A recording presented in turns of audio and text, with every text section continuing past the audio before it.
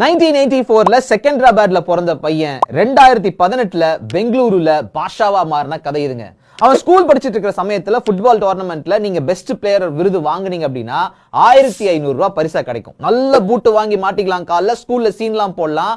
ஆனா இவன் தனக்கு ஒரு ஷூ, தன்னோட அப்பாவுக்கு ஒரு ஷூன்னு 750 ரூபாய்க்கு 2 ஷூ வாங்கிடுவான். அப்படிப்பட்ட பொறுப்பு அந்த வயசுலயே இருந்ததுனாலதான் என்னவோ சுனில் சேத்ரி 40 வயசுலயும் டாப் லெவல்லயே இருக்காரு. 16 வயசு இருக்கும்போது மோகன் பகான்ல இருந்து சேத்ரிக்கு தகவல் வருது, அகாடமியில சேர்த்துக்கிறதுக்காக நம்மள கூப்பிடுறாங்க போலன்னு சொல்லிட்டு அவரும் போய் சில போட்டிகள் ஆடுறாரு. பைசைக்கிள் கிக்ல ஒரு கோல் ஆடிறாரு. இத பாத்துக்கிட்டு இருந்த கோச் சுப்ரதா பட்டாச்சாரியா உடனடியா அந்த பையனை சைன் பண்ணுங்கன்னு சொல்லிட்டு அபிஷியல்ஸ் கிட்ட சொல்றாரு. பிற்காலத்துல சேத்ரியோட ஃபாதர் இன் லாவும் அவருதான். 16 வயசுல சேத்ரி டார்பில இறங்கி ஆடுறாப்ல.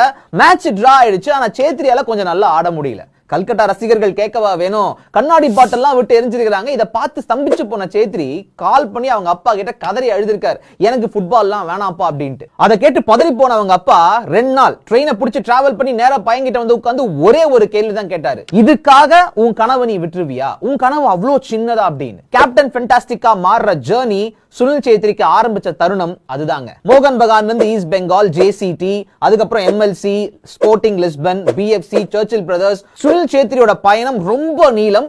நாமளும் பயணிப்போம்.